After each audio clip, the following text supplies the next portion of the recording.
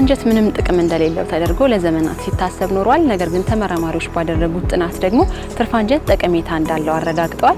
እንግዲህ ትርፍ አንጀት የሚከሰተው በትልቁ አንጀት ላይ ተቀጥላ ወይንም ትርፉና የምትገኘው አንጀታችን ቁስለት ሲያጋጥማት ነው ማለት ነው። ትርፍ አንጀት በሚከሰትበት ጊዜ በአፋጣኝ ወደ ሕክምና ካልተሄደ እስከ ሞት የሚያደርስ አደጋን ሊያጋጥመን ይችላል። እኛም በዚህ ዙሪያ ነው መሰናዶ ያዘጋጀንላችሁ። ትርፍ አንጀት መንስኤው ምንድነው፣ ሕክምናውስ የሚለውን በወቅታዊና ልዩ ጥንቅራችን እንመለከታለን። መልካም ጊዜ። ትርፍ አንጀት ማለት ያው ስሙ እንደሚያመለክተው የትርፍ አንጀት ኢንፌክሽን ሲፈጠር ትርፍ አንጀት እንለዋለን። ያው በአጠቃላይ ትርፍ አንጀት ዓለም ላይ ያለውን ፕሪቫለንስ ወይ ቁጥር ብናየው ከ1000 ሰው አንድ ሰው ላይ ትርፍ አንጀት ይከሰታል። ይሄ ትርፍ አንጀት ብዙ ጊዜ በሰው ዘንድ ያለው አመለካከት ሰውነታችን ላይ እንደሌለ ልክ ኢንፌክሽን ሲፈጠር ብቻ እንዲመጣ ነው የሚታሰበው። ግን ትርፍ አንጀት ብሎ ማለት ማንንም ሰው የሰውነታችን ክፍል ላይ ያለ ሁሉም ሰው ላይ ያለ የሰውነት ክፍል ነው። ስለዚህ ትርፍ አንጀት ማለት ብዙ ጊዜ የሚገኘው ከትልቁ አንጀት የመጀመሪያ ክፍል በሕክምና አጠራር ሴከም እንለዋለን። ከሱ ከታች በኩል እንደ ትል ነገር ወይ እንደ ቅጥያ ነገር ተቀጥሎ የሚገኝ ኖርማል የሰውነታችን ክፍል ትርፍ አንጀት ይባላል። ብዙ ሰው ግን ትርፍ አንጀት ስንለው በሽታ ብቻ ይመስላል። ግን ትርፍ አንጀት በተፈጥሮ ማንም ሰው ላይ ያለ በማንኛውም እድሜ ላይ የሚገኝ የሰውነት ክፍል ነው ማለት ነው። ትርፍ አንጀት ያው ስሙ እንደሚያመለክተው ብዙውን ጊዜ ትርፍ እንደሆነ ነገር ትርፍ አንጀት ተባለ። ግን አሁን ጥናቶች እንደሚያሳዩት ትርፍ አንጀት የተወሰኑ ጥቅሞች አሉት። አንደኛው ጥቅሙ ምንድነው? ለሰውነት የመከላከል አቅም ከፍተኛ አስተዋጽኦ ያደርጋል። የሰውነት መከላከል አቅማችን ላይ ከፍተኛ አስተዋጽኦ ከሚያደርጉት ኬሚካል ውስጥ አንድ ኢሚኖግሎቢን የሚባል አለ። ከነሱ ውስጥ ኢሚኖግሎቢን ኤ የሚባለው ከትርፍ አንጀት ይመነጫል። ስለዚህ ይሄ ትርፍ አንጀት ይህንን ኬሚካል ስለሚያመጭ የሰውነት የመከላከል አቅማችን ላይ ከፍተኛ አስተዋጽኦ ያደርጋል ማለት ነው። ብዙውን ጊዜ ከ6 እስከ 10 ሴንቲሜትር ርዝመት ያለው ከ3 እስከ 8 ሚሊሜትር ውፍረት ያለው የሰውነታችን ክፍል ነው ማለት ነው። በሽታ የሚሆነው ያቺ ትርፍ አንጀት ያለችው ስላለች ብቻ ሳይሆን ኢንፌክሽን ስትፈጥር ትርፍ አንጀት ይባላል ማለት ነው።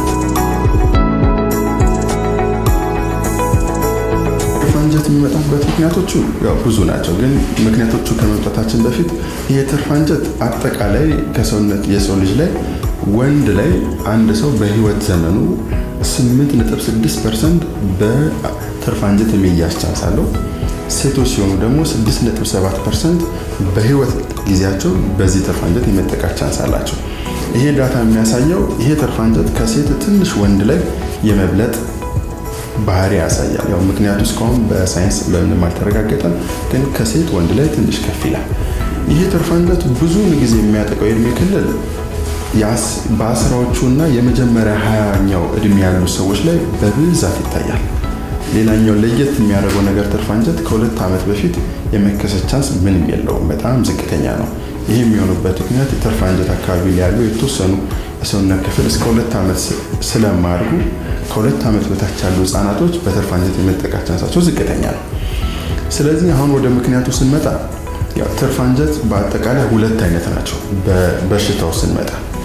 አንደኛው አኪዩት ኦብስትራክቲቭ አኪዩት አፔንዲሳይቲስ ይባላል። ሌላኛው ደግሞ አኪዩት ነን ኦብስትራክቲቭ። ስሙ እንደሚያመለክተው ኦብስትራክቲቭ ማለት የትርፍ አንጀቱ 2 ትቦና ከስር ደግሞ ዝግ ነው። እቺ ትቦዋ ስትዘጋ አኪዩት ኦብስትራክቲቭ ይባላል። ትቦዋ ሳትዘጋ ደግሞ ኖርማል ኢንፌክሽን ሲፈጥርባቸው አኪዩት ነን ኦብስትራክቲቭ አኪዩት አፔንዲሳይቲስ ይባላል። ስለዚህ ብዙ ጊዜ እኛ ጋር የሚገኘው ያው ትቦዋ እቺ መግቢያ ትቦ በተለያየ ምክንያት ስትዘጋ ትርፍ አንጀት መከሰት ነው። ይሄ የሚከሰትበት ምክንያት ቅድም እንዳብራራው ትርፍ አንጀት ከላይኛው ክፍት ነው፣ ከላይኛው ዝግ ነው፣ ከታችኛው ዝግ ነው። እዚህ የላይኛው ትቦ በተለያየ ምክንያት ሲዘጋ ይሄ ትቦ ከታችም ከላይም መውጫ ያጣል። ስለዚህ ከውስጥ ያለው ኬሚካል እየተመነጨ ሳይዙ እየጨመረ በመጣ ቁጥር እቺ ትርፍ አንጀቷ እያበጠች ትመጣለች።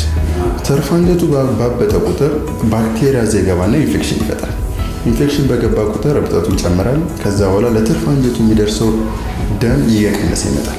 ይሄ ትርፍ አንጀቱ ጋንግሪን እንዲሆን እንዲፈነዳ ከዛ በኋላ ኢንፌክሽኑ ሙሉ ሆድ ላይ እንዲሰራጭ ያደርገዋል ማለት ነው።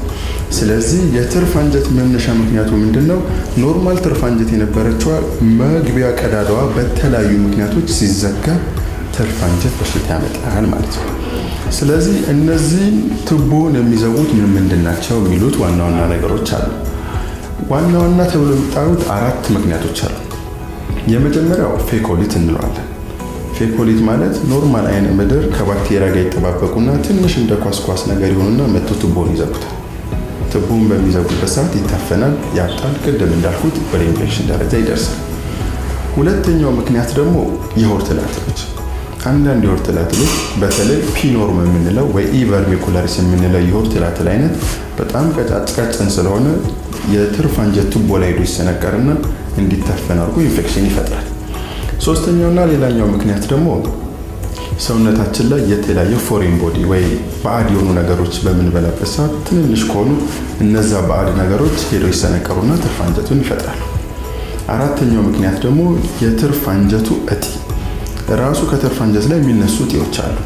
እነዚህ እጢዎች ሄደው ሲደፍኑት ለኢንፌክሽን፣ ለማበጥ፣ ለጋንግሪን ነገር ያጋልጠናል ማለት ነው።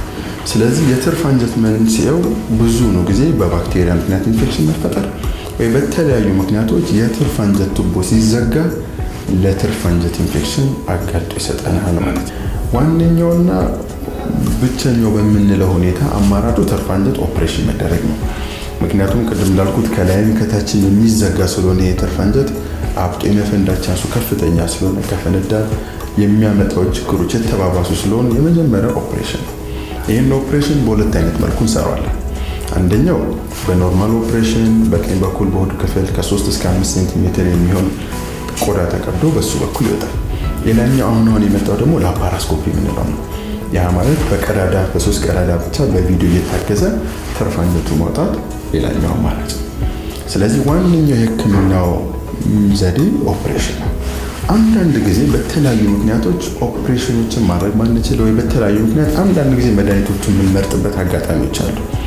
ለምሳሌ አንድ ሰው በጣም ቆይቶ መጥቶ እዛ አካባቢ አንጀቱ ምኑም ተረባርቦ ትርፍ አንጀቱን ከያዘው ቅድም አፔንዲሻል ማሳልኩት ማለት ነው። እሱን ኦፕሬሽን መስራት ለተለያዩ ችግሮች ስለሚያጋልጥ በተቻለ መጠን መድኃኒት ሰጥተን ቁስሉ ጠፈፍ እንዲል እንፈልጋለን። በዚህ ሰዓት መድኃኒቱን መርጠለን ከኦፕሬሽን። አንዳንድ ጊዜ ደግሞ ህክምና አካባቢ የሌለበት በጣም ሩቅ ቦታ አካባቢ ያለበት ኦፕሬሽን እስኪደረግ ድረስ መድኃኒቶችን የኢንፌክሽን መድኃኒቶችን እየሰጠን ነገሩ ጋብ እንዲል አንዳንድ ጊዜ እችኛውን አማራጭ እንጠቀማለን። ግን በኖርማል ትርፍ አንጀት ከሆነ ፈንድቶም ሳይፈነዳም ሰው ኦፕሬሽን ማድረግ የሚችልበት አቋም ላይ ከሆነ ግን ትርፍ አንጀት ኦፕሬሽን የመጀመሪያው እና ዋነኛው አማራጭ ነው ማለት ነው። የትርፍ አንጀት ምልክት ብዙ ጊዜ የመጀመሪያው ምልክቱ ሆድ ህመም ነው። የሆድ ህመም የትርፍ አንጀት ምልክቱ መጀመሪያ የሚጀምረው የእምብርት አካባቢ ሄድ መለስ የሚል በግልጽ የማይታወቅ ህመም ይጀምራል። መጀመሪያ እምብርት አካባቢ፣ ከዛ በኋላ ከ6 ሰዓት ወይ ከ8 ሰዓት በኋላ ይሄ ህመም ከእምብርት አካባቢ ተነስቶ ወደ ታችኛ የሆድ ክፍል በቀኝ በኩል ይሄዳል። ይሄ ህመም ወደ ቀኝ በኩል ሲሄድ ህመሙ የማያቋርጥ በጣም ከፍተኛ ህመሙ ለረጅም ጊዜ የሚቆይ ህመም ይሆናል ማለት ነው። ስለዚህ የመጀመሪያ ምልክታቸው የሆድ ህመም ነው። ከዛ በኋላ ማቅለሽለሽ ስሜት ይከተላል። ከዛ በኋላ ማስመለስ፣ የምግብ ፍላጎታቸው ሙሉ ለሙሉ ይዘጋል። ሆዱን ስንነካው በቀኝ በኩል ከፍተኛ የሆነ ህመም ይሰማል። ሌላኛውና ዋነኛው ምልክታቸው ብዙውን ጊዜ ትርፍ አንጀት ያለባቸው ሰዎች ቀና ብለው ሲሄዱ ስለሚያማቸው ሆዳቸውን ይዙና ጎንበስ እያሉ ይመጣል። ይህ የትርፍ አንጀት ምልክቶቹ ናቸው ማለት። ብዙውን ጊዜ ይህ ትርፍ አንጀት ከብዙ በሽታዎች ጋር የመመሳሰል ባህሪ ያለው። ለዛ ነው ምርመራ ማድረጉ ምኑ አስፈላጊነቱ። የምርመራ ዋና ዓላማው አንደኛ ትርፍ አንጀት በሽታውን ለማረጋገጥ፣ ሁለተኛ ደግሞ እነዚህ የሚመሳሰሉትን በሽታዎች ለመለየት ነው። ስለዚህ ከትርፍ አንጀት ጋር የሚመሳሰሉ የሚባሉ በሽታዎች እንደየጾታውና እንደየእድሜው ይለያያል። አሁን ለምሳሌ ሴቶች ላይ ሲሆን የበለጠ አስቸጋሪ አድርጓል ትርፍ አንጀትን ማግኘት። ምክንያቱም ከማህፀን ጋር ከእርግዝና ጋር ተያይዞ እሱ ጋር ከትርፍ አንጀት ጋር የሚመሳሰሉ በሽታዎች አሉ። ለምሳሌ አንደኛው ከማህፀን ውጭ እርግዝና፣ ሁለተኛ የማህፀን ኢንፌክሽን። የማህፀን ኢንፌክሽን በሚኖራቸው ህመም ሆዱ ላይ አካባቢ ያለ ትኩሳት አለው፣ ማስመለስ አለ። ስለዚህ የማህፀን ኢንፌክሽን ልክ እንደዚህ አይነት ምልክት አለው። ሌላኛው ልክ ከትርፍ አንጀት ጋር የሚመሳሰለው ሴቶች ላይ ኦቫሪያን ቶርሽን ብለን የምንጠራው ነው። ኦቫሪያን ቶርሽን ማለት እንቁላል የሚያመርተው የማህፀን ክፍል ሲጠቀለል እንደዚህ አይነት ከፍተኛ የሆነ ህመም፣ ማስመለስ የመሳሰሉት አሉት። ከዚህ የመጀመሪያው ምርመራ የምናደርገው የደም ምርመራ ነው። ደም ምርመራ ላይ የነጭ ደም ስሉ በጣም ከፍ ይላል ትርፍ አንጀት በሚኖርባቸው ሰዓት። ስለዚህ አንደኛው እሱን እናገኛለን። ሁለተኛ C-reactive ፕሮቲን የሚባል ኬሚካል አለ። እሱም ትርፍ አንጀት በሚኖርበት ሰዓት ከፍ ይላል። ሌላኛው ምርመራ በተደጋጋሚ ብዙ ጊዜ የምናደርገው የሽንት ምርመራ ነው። ሌላኛውና ዋና ምርመራ አልትራሳውንድ ነው። አልትራሳውንድ አንደኛ አድቫንቴጁ ርካሽ ነው፣ በማንኛውም ቦታ መገኘት ይችላል፣ ፈጣን ነው፣ ሳይድ ኢፌክቱም ትንሽ ነው። ትርፍ አንጀትን የማግኘት ቻንሱ እስከ 90% ስለሚደርስ አልትራሳውንድ የመጀመሪያ ምርጫችን ይሆናል ማለት ነው። ትርፍ አንጀትን አስቀድሞ መከላከል በጣም ከባድ ነው። ቅድም ምክንያቶቹን ስዘረዝር ነበር። የቱቦ መዘጋት ነው። ይህ ቱቦ መዘጋት ደግሞ ብዙውን ጊዜ ከሰው ቁጥጥር ውጭ። ስለዚህ ቀድሞ እንዳይመጣብን መከላከል ከባድ ነው። ባይሆን ማድረግ የምንችለው ነገር ትርፍ አንጀት የሚመስል ምልክት ካለብን በአፋጣኝ ወደ ሕክምና ተቋም ሄደን ተገቢውን ሕክምና አግኝተን ሳይባባስ ሳይፈነዳ ወይ ሌላ ችግሮችን ሳይፈጥር ቶሎ ሕክምና ማድረጉ የበለጠ ተመራጭ ነው እንጂ ቀድሞ መከላከሉ ብዙውን ከሰው ልጅ አቅም ውጭ። ብዙውን ጊዜ ይሄ ትርፍ አንጀት በተለያየ ምክንያቶች ተባብሶ ነው እናገኛቸው። ያው በተለያየ ምክንያት መድኃኒት እየወሰዱ ማስታገሻዎችን ወይ ኢንፌክሽን መድኃኒቶችን የመሳሰሉት። ስለዚህ አሁን ለህብረተሰቡ ማስተላለፍ የምፈልገው የትርፍ አንጀት አይነት ምልክት ሲኖር በአፋጣኝ ወደ ሕክምና ተቋም ሄዶ ተገቢውን ሕክምና አግኝተው ተገቢውን ኦፕሬሽን ወይ መድኃኒት ማግኘቱ የበለጠ ተመራጭ ነው እላለሁ። አመሰግናለሁ።